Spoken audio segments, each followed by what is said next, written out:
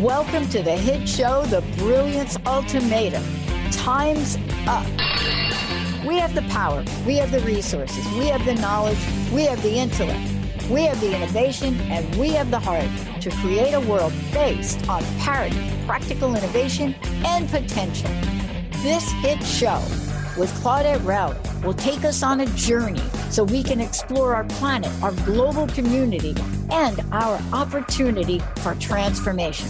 We need a cultural revolution that allows us to look past political squabbles, lack of humanity, and to what she calls reality resistance. So tune in. This is the Brilliance Ultimatum. And time's up.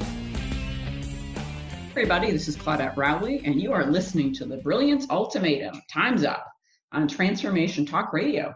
Stay with us for the next hour and let us help you experience what's going well in the world and the opportunity for transformation that's before us. On the second and fourth Fridays of each month, we will have some of the foremost change makers, action takers, and truth tellers helping you re-envision what's possible on our planet and in our world. Today, I'm really excited about our guest, Mark Godfrey, who is the co-founder and director of a brand agency called Parker Madison. He and I are going to be talking about how the Wizard of Oz was a douchebag. So if that doesn't keep you listening, I don't know what will. So Mark has been building brands for the past 30 years, and he has served as a designer and brand strategist and co-director since 1993, when he started Parker Madison, which is the brand re-engineering agency, which is now celebrating its 25th year in business. Welcome, Mark. Thank you, Claudette. So glad that you're here. Been looking forward to this. Well, it's good to be here. I've been anticipating this for a while, and I really look forward to talking to you. You know, we had a brief chance to meet, and we always said we were going to connect again, and I just didn't think it was going to be in a public space. So this should be fun. It should be fun. Yeah. So we, just for listeners, we met at a conference last summer and had lots of, interesting conversations. And Mark, you did a great presentation. So yeah, we had said, let's connect, and here we are. Thank you. So you've had Parker Madison for 25 years, and what got you started in branding? And I know you did a lot of art when you were younger and things like that. Just give us a little sense of how this all came to be. Well, when I went to school, I enrolled in graphic design courses, not really knowing what that was, but just knowing, I kind of liked the idea of design, and it really turned out to be more illustration than anything. And then when I got into some of the upper level classes, you realize that the illustrators really work for the designers, and the designers are kind of the guys that are pulling the strings. They're kind of seeing everything from kind of a big picture and making sure that everything aligns: concept, copy, illustration, images, color palettes, fonts, all down to the details. And so the designers are really the ones that get into it and make something real for somebody. They make something tangible, because really ideas are just perceptions in our minds, and they get there in a certain way. And that way is through tangible aspects and elements like headlines and like images and things like that. So when I kind of understood what the designer's role was in that, I started a design firm here in Phoenix, and now we're in Tempe, Arizona. And we figured out that the best design is design that you have reasons for everything. Every font that you choose, every color palette, everything's got a reason and a rationale behind it. And we found that the more questions we asked, the more rationale we had for the decisions we were making in the design. So we would go back to clients and say, this is the design. And they'd say, no, we don't like it. Well, what don't you like? Because here's what you said, and here's how it aligns with your target audience, and here's how it positions you among your competition. There's a reason and a justification and a rationale for everything. So we kind of gradually went from being a graphic design firm to being a branding firm.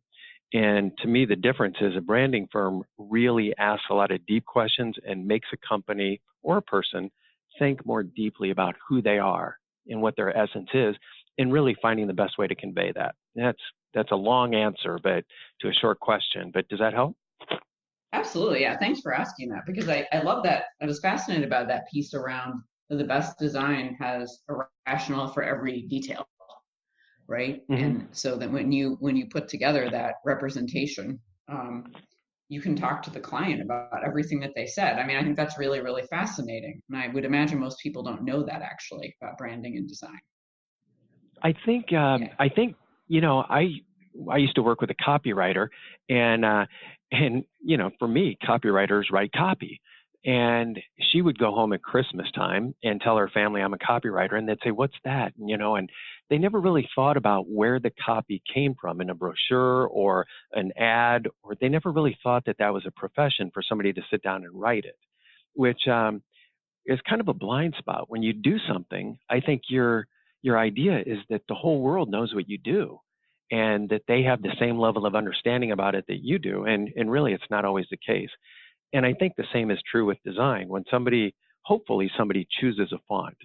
And for designers and design firms, a lot of times we look at things and realize there wasn't somebody at the wheel here. Somebody wasn't thinking this through.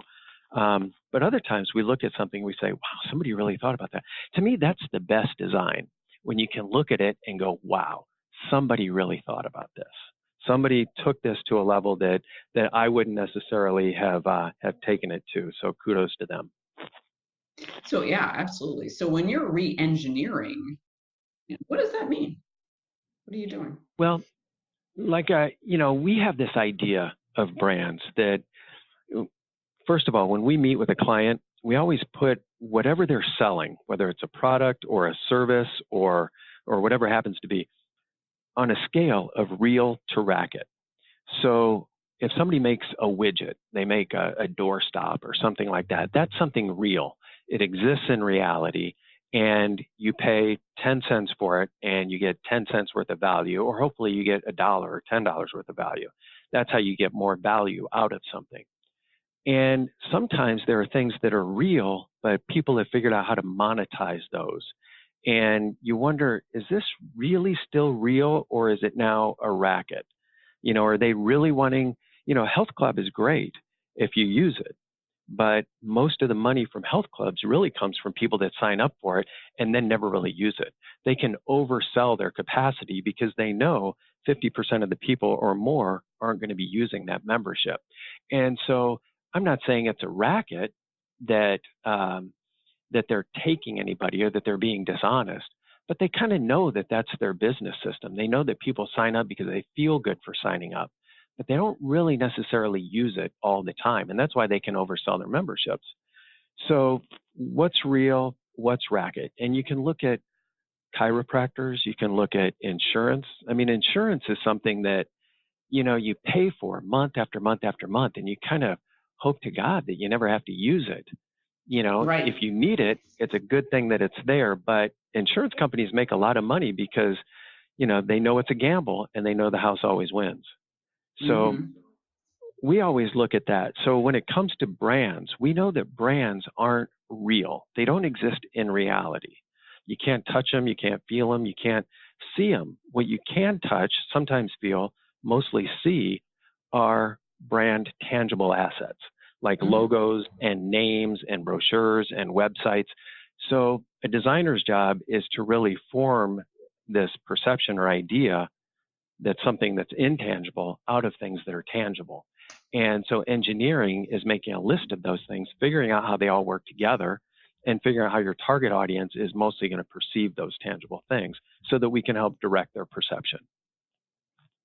So this really, it makes me think about the role of branding in society, right? Which I know is a much broader topic, but really the way you're describing it, we can see brand after brand, right? Driving how we perceive different products, Yeah, right? Different services, different things that we take action on. Yeah. And that's right. what do folks who do companies and brands have any sort of responsibility for what they put out? I'm just curious to get your take on that. Well, I think they have a responsibility, but we all kind of have a responsibility in that. Oh yeah, absolutely. I think brands, sometimes they consider what their role is in society, and sometimes Mm-hmm. they're just in it for greed. and it's about putting profits in pockets, and it's not really about helping other people. But if we really tried to do things for the right reasons, we'd all be better off. And I think maybe there's a shift. We've got a big client that when we developed their brand probably 10 years ago, we started putting a lot of people in there because they're a technology company. They make products that go in phones and airplanes and telecommunication equipment and medical devices and things like that. So you never see their product. Only engineers see their product. But their product really does help humanity in a certain way. So we would put people in a lot of their branding and their advertising, and they were more concerned about sales 10 years ago. And so they said, no, we've got to be very product oriented, which is kind of the opposite of what we try to do. But, they're the client and they know what they're comfortable with and they know what their goals are. And so we helped them do that. Well, now they're really coming around and they're seeing the importance that they play in humanity, how they really bring people closer together, how the results that has in helping education and helping sustainability, helping people that are immobile be mobile. They really see the importance of what they offer. And so we're going back and we're taking all those tangible assets that we created before and we're re-engineering them. We're thinking some of them, we're reordering some of them, we're putting them together in a different way that helps convey their purpose. Because this company is really seeing that it's really the purpose that they're in business. It's not about the profit. It's about the end reason that they're in business and how that helps humanity. Everything else is just kind of nice to have, including profit. Right. So they've completely, sounds like, it's a great story. Thanks for sharing it. They've completely transformed, it sounds like, their reason for being. They really did. Yeah. They really did. And a lot of that came about because of leadership in the company. But I think that they're also based in Paris.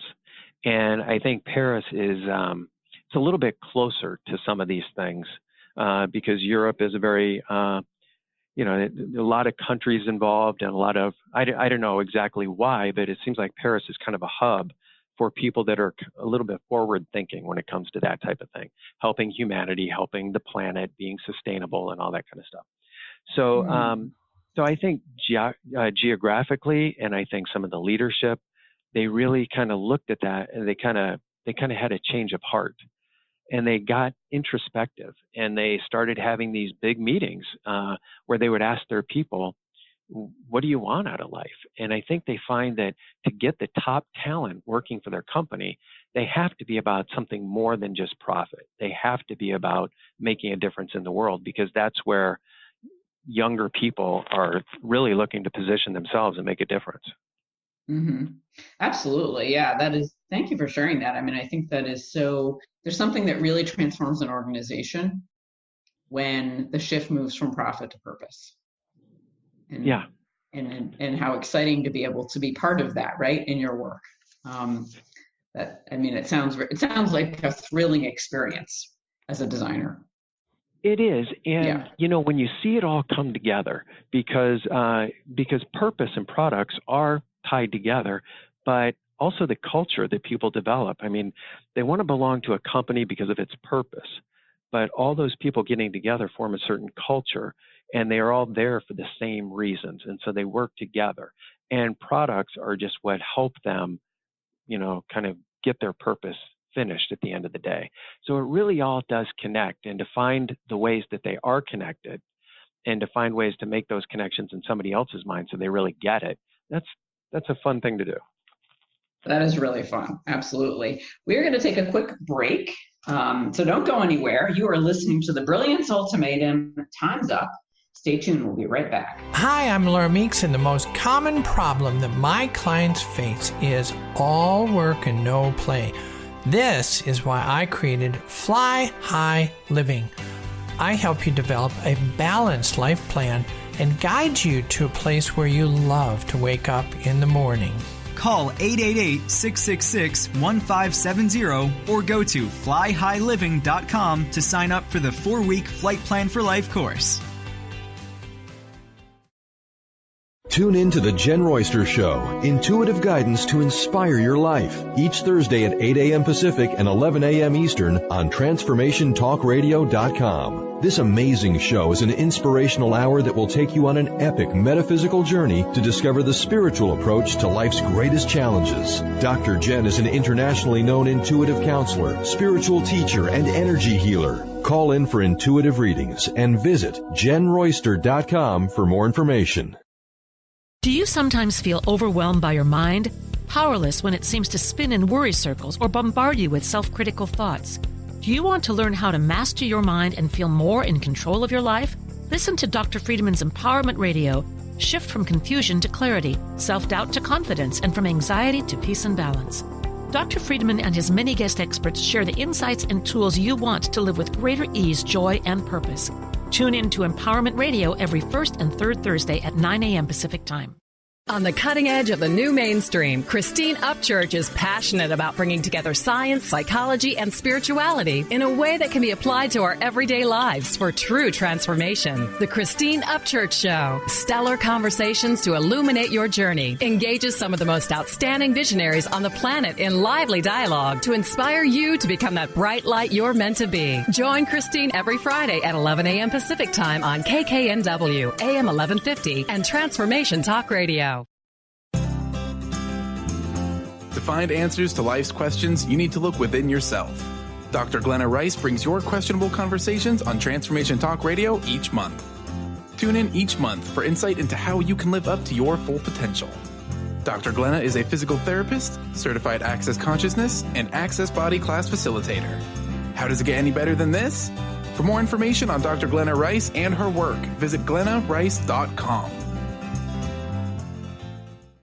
We're back on the Brilliance Ultimatum. I'm Claudette Rowley, and for those of you just joining us, my guest this week is Mark Godfrey, who is brand strategist and designer and co-director of Parker Madison. And Mark and I have been talking about how the Wizard of Oz was a douchebag, and I love that title. And also, what it's like to work with purpose-driven organizations and this connection between brand and purpose. So, Mark, one of the other things that I know you have done some work in is helping nonprofits or charitable organizations, with their branding and helping them better serve, right, their audience through having a different kind of brand. Can you tell us a little bit about that? Sure. And, to be honest, it's kind of a new thing with us. So we were celebrating our 25th anniversary. And we said, how are we going to commemorate this? How are we going to, shine a spotlight on us? And then we thought, well, anything we do is kind of just self-serving and narcissistic. Look at us, we're 25 years old. And that doesn't sound, I don't know, it just didn't seem authentic, or I don't know what the right word is, but it seemed a little plastic and superficial. So we said, well, is there anything we can do, like some sort of give back campaign to celebrate our 25th? We're gonna do this. And so we started looking at some of the nonprofits around town, and we have helped them in the past. And when we did, it was very gratifying and rewarding. So we said, let's come up with, a campaign that we can help a company that really helps promote the common good. And the common good kind of became this thing that we really said, well, what is the common good? And we looked into it, and we thought, wow, this is really meaningful stuff. If we can help companies that help the common good, they can help more people or more animals or the planet better, or they could get more donations to, kind of further their cause that helps everybody. So we said, this is kind of paying dividends. This is, maybe not financially to us, and it's kind of the opposite of paying dividends for us financially right now. But from a rewarding standpoint, it's very fulfilling. And, it kind of got us thinking deeply about that. And we started thinking about happiness. We all just want to be happy. But happiness is temporary. You can be happy by having a couple martinis, or by taking the right drugs, or by, just doing something, like going to a game. But all those things are kind of temporary. And some of those things are actually kind of are bad for you. Mm-hmm. So happiness can be a bad thing, but fulfillment is a very good thing, because fulfillment you have to really work at. and it's a challenge, and you have to achieve something, and you feel fulfilled because of that. So while we try to go for happiness, which is like immediate gratification, I think it's more fulfilling to go the other side and really challenge ourselves and really make some sacrifices in a way that really helps somebody else. So I think happiness is about making yourself feel good in the short term. Fulfillment is about making somebody else better in the long term, and it ultimately makes you more fulfilled. Anyway, I'm kind of going off on a weird tangent there, but that's kind of the journey that we kind of took with this. And it was really an eye-opening experience for us. And it may be something that kind of shifts the tone of where we're going, because we find it so fulfilling that why shouldn't we be doing that all the time? And why can't we find a business model that makes that economically feasible for us and really help a lot more people? So yeah, it's something that we really invest a lot in. Go ahead. Yeah, just this, I love this idea, and thank you for making the distinction between happiness and fulfillment. And I was reading something recently, I can't recall it at the moment, but it was along these similar lines, right? That happiness is really, really temporary. And we may work really hard, but it's to achieve it, so to speak, but it's not going to last long, right? Maybe a few minutes, maybe a few hours. But that is this fulfillment or satisfaction, right? Or contentment, or some words like that. And you're right, it almost always requires us challenging ourselves and growing in some way to reach that kind of that fulfillment, which is very often very long lasting.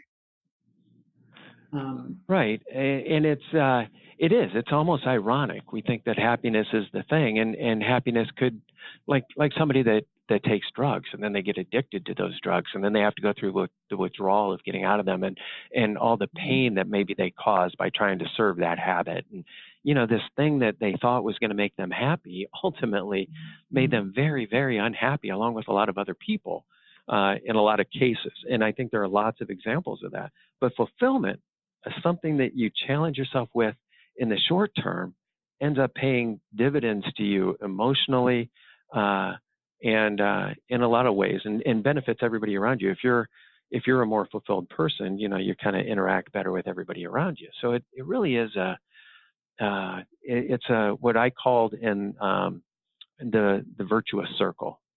Instead of being a vicious cycle where we try to get happy, but it kind of leads us down a path of needing to feed that happiness all the time with more money and more whatever. Fulfillment is really something that makes us better people.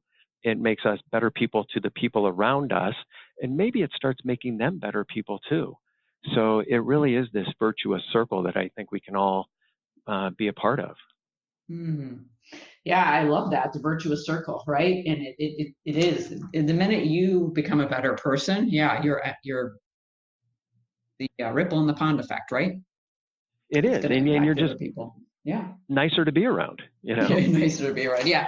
So what question that popped to mind for me is, how do you define, or how did you and your business define fulfillment? Because I think some folks, if I had 10 people, I might hear 10 different answers. I'm just curious how you think about it. Well, when we started Parker Madison, 26 years ago now, we were kind of talking about the business model, and we said you got to make money. So there's a dollar sign. You have to do good work. So that was a little picture of a portfolio. These are all like line drawings that we made on a napkin. Mm-hmm. And so people still use portfolios back in those days. It's crazy how things have changed. That's true. And then we had a little smiley face, and we said, we've got to enjoy what we're doing all the time. And to me, the best part of this business is just the culture that we've created. We really do have a good time. We were all just in here on Saturday planning our Christmas party, and we've got a lot of deadlines at the end of the year, and we're throwing this big Christmas party in on top of it. But the fact that we're doing creative things, even when it comes to the parties that we're having, are very creative.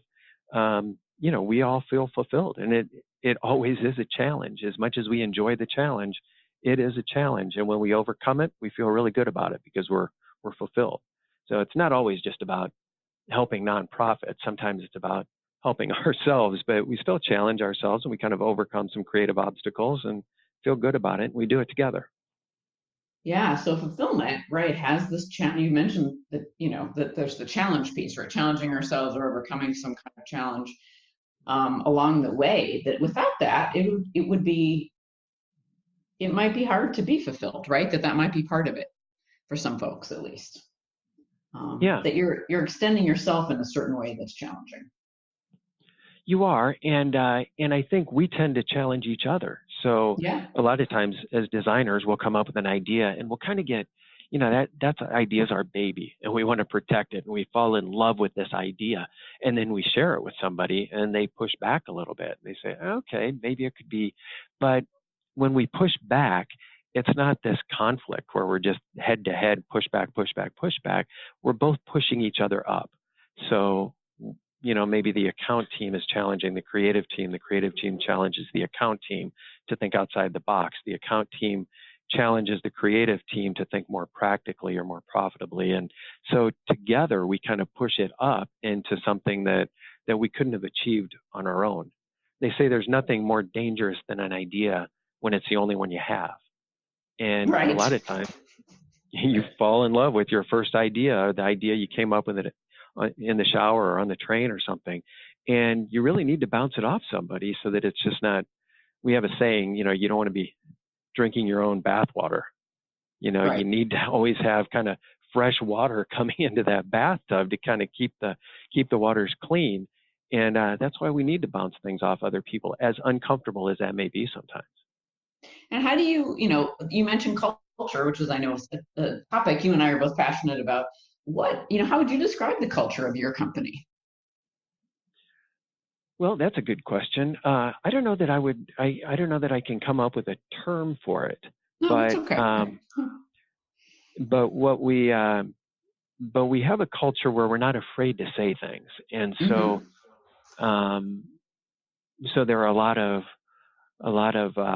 jokes probably that wouldn't happen, in public. But we all have this kind of sense of humor where we're kind of not afraid to look at something for what it is and kind of speak very plainly about it. And a lot of times that's humorous. A lot of times it's challenging. A lot of times it's just the blatant truth. And then we make that a little bit more diplomatic when we take it in front of a client. But it's that kind of rapport and that kind of honesty and that kind of common sense of being or humor or whatever it happens to be that I think helps us all really get along well. We just all went down to St. Martin. We've got a client in St. Martin, so all of us in the company went down there together as a group, which could be a recipe for disaster, but it ended up just being the greatest trip with, what I feel like were some of my best friends in the world. So we had a great time. Wow, that's great. That's lovely to hear, right? And I also hear, investing in people, right? And really investing in the community that your organization sounds like it is.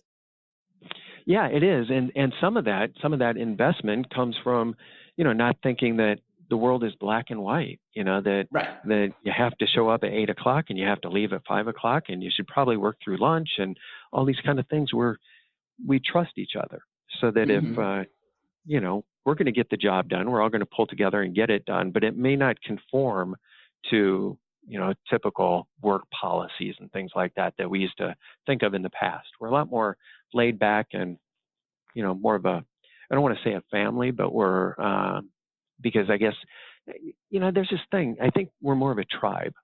We're people that just kind of come together that have a common purpose and a common sensibility about and values. And somehow we just got placed together and it all kind of gels and works well together. Yeah, I like that. It's a tribe, right? Yeah, you have a common purpose and a common community, and I love that it's non-conforming too, right? To me, I was like, oh, that's part of the fulfillment, is that people aren't following a specific set of rules unless it's really necessary. That you're getting your work done. It sounds like the way, however it works for people and meets the needs of your clients. Right, and it makes each one of us feel like we're adults. We treat each other like adults. And if you treat each other like adults, you give yourself the leeway to act more childlike. I mean, you can get away with some more childish behavior if you all trust each other and know that you're all adults. Absolutely. Absolutely. So we are going to take a quick break. And when we come back, we're going to talk more about, adulthood and how perception, is reality. And of course, getting to why on earth is the Wizard of Oz a douchebag. So you are listening to The Brilliance Ultimatum. Stay tuned. We'll be right back.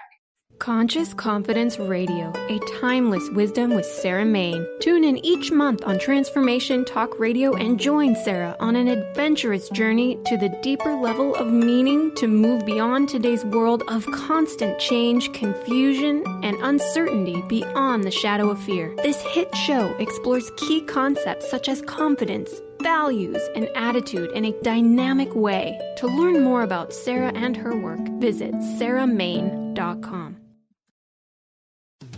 Has your buzz for life buzzed off? Feeling ignored, invisible, and wondering if this is really all there is? The years go by faster as we gain momentum. You're halfway there. Are you gathering speed or puttering out? Hit your stride for the liberating half of life. Comfortable in your skin? You can do better than that.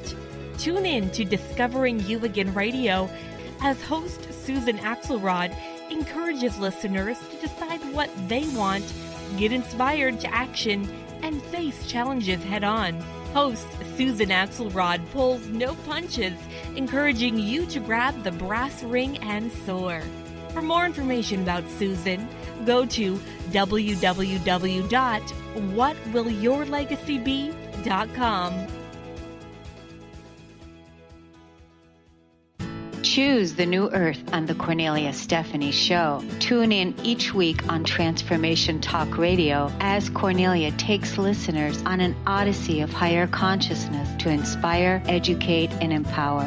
Cornelia guides people on the path of self-healing, peace, and liberation. The Cornelia Stephanie Show is your catalyst for anchoring heaven on earth on a global scale. For more information, go to corneliastephanie.com.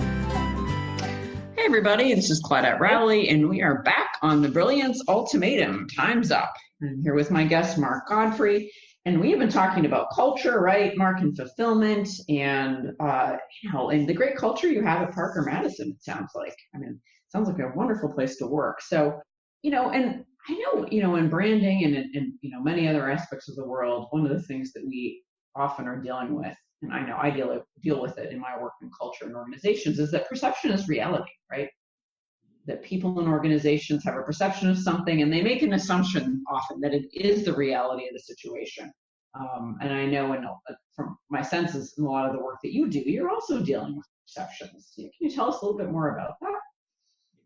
Yeah, well, perception is everything that we deal with. And to me, the fascinating thing about that is that we think reality is reality, but it's really our own perception of that reality. It's the lens through which we view the reality through, and we tend to think that is reality. And more often than not, it just doesn't have much to do with reality at all. Mm-hmm. We've got when we give presentations, our first slide is typically this goldfish in a fishbowl. And we use the quote that's been attributed to Marshall McLuhan. We don't know who discovered water, but we're pretty sure it wasn't a fish. Mm-hmm. Right, and yeah. The idea behind that quote is that fish is swimming in a fishbowl, and he doesn't know it because that water around him is ubiquitous. It's everything. It's his reality. And he doesn't see the world from a larger perspective. And I think our job as designers is to come in and try to see the larger perspective. So our office is in Tempe, Arizona, and that's where Arizona State University is. And there's a mountain. I'll call it a mountain. It's a butte, but it's a mountain right by our office, and it's called A Mountain because if you see it from the south, they've built this big letter A on there for Arizona. Oh. And if you see it from the east, you see Sun Devil Stadium. You see a stadium there. And if you see it from our building's perspective, you see street lights and some rental bikes and things like that. So if I asked somebody to describe that mountain, if they were on the south side of it, they would say, oh, it's a mountain with a big A on it. Somebody else would say it's a mountain with a stadium in front of it, and would say it's a mountain with this street light in front of it. Nobody is wrong. Everybody is seeing the same mountain. They're just seeing it from an entirely different perspective, and nobody is wrong in that situation.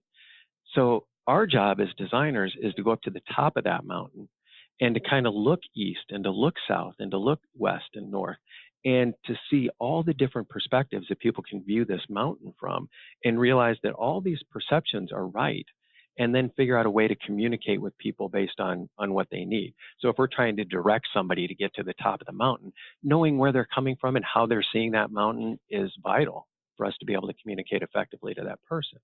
And the same thing is true with branding. So we need to understand reality from a big picture perspective. So we always call it getting on top of the mountain and taking a look around. We can't really get to the south side. For example, when we're marketing to engineers, we're not engineers. All we can do is to try to understand their perception the best we possibly can. We're not doctors, but we can try to understand the doctor's perception of insurance versus the patient's perception of insurance. And we have to understand that to be able to communicate with either one of them. So you have, so I love this metaphor of the mountain, right? And how I was captivated by the A Mountain and what it's like, how people see different sides of it. And we know, right, in organizations, whether it's brand or it's culture, which of course are related in some ways, people are having these perceptions all the time, and they think that's it, it's real, right? And not questioning it necessarily. We see it as you're mistaking your fishbowl for the ocean. Right. You're just in your fishbowl, but there's an entire ocean out there. I heard an interview with somebody last week, and they were talking about their own perception of what they were involved in, and talking about the other side of it. And they said, but I don't know that person's journey. And journey is one of these words that I think gets used a lot these days, and it can sound like, oh no, now we're getting into weird territory here. But it really is somebody's journey. It's where they were born. It's the family environment that they grew up in. It's their neighborhood. It's their friends, the books they've read, the movies they've seen, the education that they've had. All these things lead into what this person's perception of reality is. And everybody is totally unique to themselves. And we see people that kind of see the world as black and white, and they can be very judgmental. And to me, that's imperfect people judging imperfect people for being imperfect. Right. And I think you can only understand that person's perception if you know their journey. And there's no way we can really know somebody's journey, but we can know that they have a unique journey. And just because they don't agree with us doesn't mean that they're wrong. It just means that they are approaching it from a whole other direction. And so I think it makes me think of really two need things. to understand. Oh yeah, sorry. Makes me think of two things. One is that often, that I had a friend who once said, if you understood somebody's past wounds, you'd understand exactly why they behave the way that they do, right? So there is this particular lens people can look through based on that experience they had in their past. And then also, I've done a lot of work in conflict resolution and negotiation, and I've never ceased to be fascinated by how two people can both be in a conversation. I can talk with them individually and separately about that conversation, and they can tell me, they can each state things that actually completely contradict each other. I'm like, were you guys not in the same conversation? And it's what you're talking about. It's the lens. It's the perception of what happened. So you sometimes people are like, well, someone must be lying. I'm like, no, I don't think anybody's lying. They literally just perceived the same conversation that differently. It's fascinating. Yeah. It is fascinating when you can kind of get outside and see it. Now, when you're in it, it can be very frustrating. Right. Less fascinating. Right. Yeah, exactly. Less fascinating. But, one of my favorite books of all time is You Are Not So Smart by David McCraney. And he really goes into the biases and the heuristics and the logical fallacies that we use to make ourselves believe that we're smarter than we actually are. So we all have these shortcuts. We all kind of categorize people, or we categorize events or something, and we take a shortcut to it. And one of the big ones is confirmation bias. Oh, We yeah. want to believe that we're right simply because we believe it, and we'll gravitate toward anything that confirms that belief and shy away from anything that kind of flies in the face or challenges that belief. And so, I think James Carville, the political strategist to help Bill Clinton get elected back in the 90s, he used to have a phrase that said, people use news media the way a drunk uses a lamppost, not so much for illumination, but for support. Right. And I think that's true. I think people choose their news media based on what they believe and what's going to help support and make them feel better about what they believe. It really doesn't help anything. It would be much more helpful if we could tune into the other news station and see things from other people's point of view, but that can get so frustrating. What is better, and maybe the only solution, is to kind of get on top of the mountain. And as you were doing, Claudette, when you were interviewing these different people, and that way you can at least find some enjoyment out of that, and the fact that it's just so interesting that people can have diametrically opposed perceptions about the exact same thing or event or conversation. Yeah, there's enormous value of getting on the mountain, standing on the balcony, and looking at things, as objectively as possible and seeing what's there. So I'm dying to know. So why was the Wizard of Oz a douchebag? Tell us about that. Well, I think, we talk about marketing and we talk about perceptions, and we talk about helping to shape perceptions based on things that are tangible. Mm-hmm. And when you really dig into it, you realize that there's a lot of power in that. Mm-hmm. And politicians have learned that there's a lot of power in that. You can really manipulate people because people are so willing to be manipulated because of this confirmation bias and all the other heuristics and logical fallacies that they fall into that David McCraney talks about. But some people have found a way to really con people. And the Wizard of Oz was just a con man. I mean, if you think about the movie, he's kind of this fortune teller, and he's riding around, and he's got a good heart. He's listening to Dorothy. He's trying to help her get back home and all that kind of thing. But when you think about him as the Wizard of Oz, he's really playing on people's insecurities and gaps that they have and things that they desire. So the Tin Man wanted a heart, and the lion wanted courage, and all these kind of things. These are things that these people already had, but the Wizard of Oz was able to look at them, understand their insecurities, and really figure out how to capitalize on that. And that's what con men do. And he was a con man in real life. In the black and white portion of the movie, he's just a con man that's kind of taking people, and tricking them. And he did the same thing as the Wizard of Oz. And I think there are a lot of brands and people that are doing that out there today. I mean, it's become our fishbowl, and it's so ubiquitous that we don't even notice it anymore. And I was looking at we were looking into memes recently, and there are a lot of memes about drinking wine, and it's especially people in my age group that are talking about drinking wine, and they're really normalizing it to the extent that it's Wine Wednesday, or it's always a reason to have a glass of wine, which is fun. And we all enjoy a glass of wine every once in a while, but it normalizes it so much. And you have to think that the people that are really benefiting from this are the wine companies. I mean, their business has to just be going through the roof, because it's not just something you do on a special occasion, or it's not just something you do, for a particular reason, but it's kind of something you're doing all the time. And the more these memes get put on Facebook and social media and become ubiquitous in our culture, the more we just see that as normal behavior. So I don't know if this is happening, but if a wine company was smart, why wouldn't you hire a group of people to just sit down and write clever wine memes and proliferate those around the internet and get people liking them and sharing them? And they're basically doing your advertising for you. And it'd be a pretty small investment in about 5 different creative people to come up with those things, as opposed to all the media that you'd have to buy and online ads and things like that. So I think there's a lot of that kind of thing going on. I don't want to sound like a conspiracy theorist, but people have figured out how to capitalize on people's perceptions and emotions and need to belong, and they're doing it in ways that we're not seeing because it's just part of the water in our fishbowl. Oh, I love that.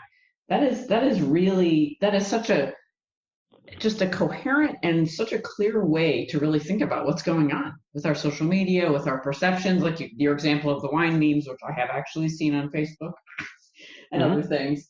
And how, if you're not careful, if you're not really thinking about what you're seeing, right, and hearing and viewing, you can really be sucked in. We are going to take a quick break. And when we come back, we're going to, wrap up the show, talk more about, the Wizard of Oz and how perception is reality, and what we can do to think about things a little bit differently. So stay tuned. We'll be right back. Did you know that all of the shows on the Transformation Radio Network are available as podcasts to stream or download? Really? Check us out. Go to transformationradio.fm. We have business shows, spiritual shows, energy healing shows, and pretty much everything in between. Something for everyone, guaranteed to inspire, educate, and transform. We are transforming the world, one listener at a time. This is Debbie Pokornik with a break-free parenting tip. If you haven't been practicing active listening or are getting into some bad habits, it's a good idea to go back to the basics and remind yourself how to be a good listener. Here's an idea that might help. When your child comes to you with a story about her day, set aside whatever you're doing and give her your full attention. If you're in the middle of something that can't be put aside, tell her that you really want to be able to give her story your full attention and ask if you could continue the conversation at a specific time. So, for example, this sounds like an important story and I'd really like to give it my full attention. Can we talk about it in 10 minutes when supper's in the oven? Active listening might sound like common sense, but often it's these simple skills that get buried in our parenting pack and easily forgotten or overlooked. Challenge yourself to practice this skill for a full week and see if you notice a difference in how much your child is sharing. For information and to work with Debbie, visit empoweringnrg.com. We remember a time when you could simply form a thought and it would manifest. The harmony was forgotten, but it is returning now. The Power of Inspiration and Awakening Radio with Juliet Griffin on TransformationTalkRadio.com each second and fourth Wednesday at 9 a.m. Pacific. We'll take you on adventures through the heart and spirit, exploring who we once were. This intuitive healer studied under the guidance of wolves, learning from their wisdom to master a higher frequency for a new state of mind. Visit OneTrueSelf.com. Learn to live in the light and unveil the authentic you with a time of healing radio with me, Felice Diana, on TransformationTalkRadio.com. Tune in every third Tuesday at 11 a.m. Pacific as I help listeners understand sacred fusion energy and how to connect to the spirit that fuels the very life we live. Explore the journey of spiritual transcendence and ultimately discover the path to peace, love, purpose, and wholeness. For more information, visit atimeofhealing.com. Hey everybody, we are back on the Brilliance Ultimatum. Time's up. I'm Claudette Rowley, here with my guest, Mark Godfrey. So Mark, before we jump back in, how can listeners find out more about you and your company? Well, they can always reach me through our website, parkermadison.com. And I'm also on LinkedIn and Facebook and all the common areas that people are, or they can just email me at mark@parkermadison.com. Might be the easiest way. Great. Thank you. Yeah. So nice and easy. parkermadison.com. Excellent. Thank you. Yeah. So when folks, just as, building off of what we were just talking about before the break, right? When, like you said, there's a certain, there's a certain kind of hypocrisy going on. There are ways in which people who are involved in different means and advertising and things like that are are trying to help people see the world in a certain way that may not be particularly realistic, right? And that, as you mentioned, we're kind of in our own fishbowls and not necessarily noticing that there's a whole big ocean out there, that there's a whole other way we could potentially be looking at things. Right. And, I know it sounds like you think a lot about this stuff. I mean, what are some ways we can, people can actually question, start questioning what they're seeing and hearing? Well, whenever we look at something, we always try to see we always try to see it from another point of view, if not the opposite point of view. So sometimes we just ask ourselves directly, well, what's the opposite of this? So we're looking at, we're helping a company right now. It's a nonprofit that helps educate people about abusive relationships, particularly in teens. And when you educate people about how abusive relationships start, they don't start with physical abuse, almost never.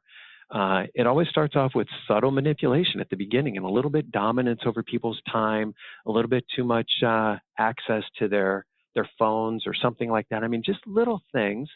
And people can get kind of sucked into this control kind of situation. And before you know it, it's kind of out of control and it's out of hand and it's very bad. So this company, this nonprofit, helps educate high school kids about those kind of relationships. And so they're gearing that mostly toward females because primarily, if you look at the statistics, the abusers tend to be male and the abused tend to be female. And so they've kind of geared their educational materials to females. It's a little bit skewed toward the female population. And so what we're doing as we're investigating their brand is, what if we looked at it from the opposite point of view? What if educating isn't just about telling the abused, the victims, about, kind of shining a light on what that is, but maybe shining a light on abusers' behavior so that people can start to self-recognize, wait a minute, I do that. And I listen to songs that are very, gender norm specific and not necessarily healthy or involved in this kind of toxic masculinity over here, or whatever it is, so they can recognize those behaviors in themselves. What if the program were geared more toward the male abusers than the female abused? How would we think about it differently? And I don't know that that's ultimately going to be our positioning, but it makes us think about things in such a dramatically different way that we're forced to challenge some of our preconceived perceptions about the situation. And so it automatically opens creative doors into areas that we wouldn't have thought to go otherwise. So we're always challenging ourselves to do things like that. Yeah, and thank you so much for that. That example really brings the idea to life, right? About what, and I do this a lot also with my work in culture changes, asking people, like you said, to think of, what if we thought about this from the opposite perspective, right? How do we start to break down some of our biases or shift into looking through, 5 different lenses to see how things change. So we can get a much better, much bigger, maybe more accurate picture of what's going on. And your example also made me think about something I read, about changing language, right? If we talk about this, however many, X number of women are raped every day, or X number of people are raped every day, to, X number of people rape other people every day, and how the power of just shifting that language around really gives you a different lens to look through. So I love, wow, that's really good. That really is powerful. Yeah, it's whoa, wow. So it's not just about who's being raped, whether that's men or women. It's about who's actually doing it, and that definitely changes, right?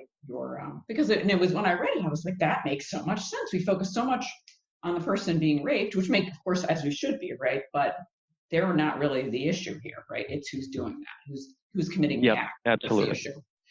Yeah, so it's even those language changes can make a huge, then our lens flips. I just keep thinking of the optometrist, flipping the lenses when you're getting your new prescription. Yeah, that's right. Yeah. And sometimes it's almost imperceptible, the difference between them, but ultimately, it leads you to the right conclusion if you're able to kind of see it through a different lens each and every time. Right. Yeah. And it's very, when you're like, I can't tell, go back. Is it lens A or lens B? Right. It's so close. Yeah.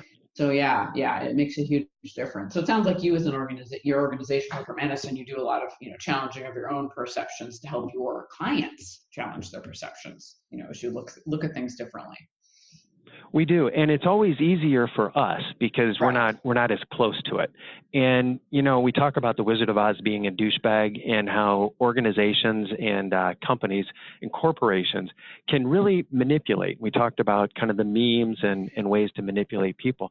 I don't think they always go at it from from a greed point of view. I don't think it's always that superficial. I think they are doing a lot of internal convincing of themselves that what they're doing is justified.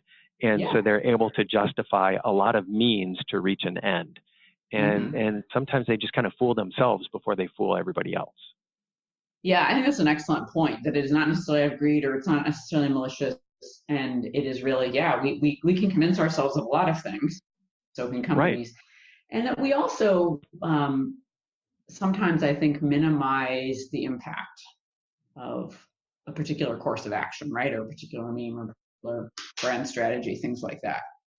Yeah, and I was actually just working with a client this morning on doing a remote session with a team, and they were actually talking about, our executive leaders really minimize the impact of, some of the lack of accountability in our organization. So you see it, you kind of see it everywhere, that this comes up, and then the importance of challenging our perceptions, right?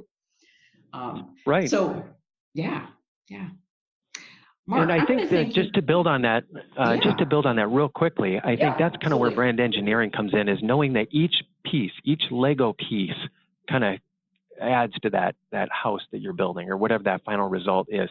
Every piece is important. And I think you're right, Claudette. Sometimes people tend to minimize or not give something the credit it's due. Yeah, absolutely. And so Mark, I want to give you credit and thank you so much for an awesome show today.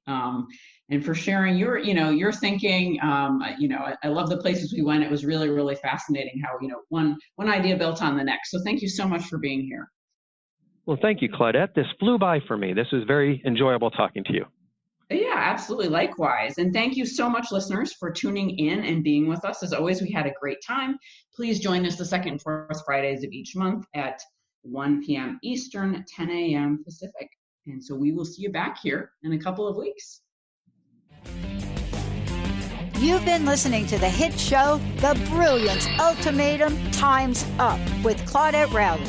Tune in next time on TransformationTalkRadio.com for powerful conversations, practical innovations, and transformative solutions as Claudette and her guests delve into the possibilities and move beyond the mindset of division.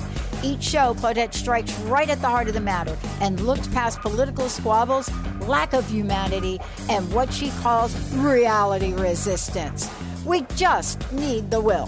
For more information about the Brilliance Ultimatum, Time's Up, visit culturalbrilliance.com and join the cultural revolution. See you next time.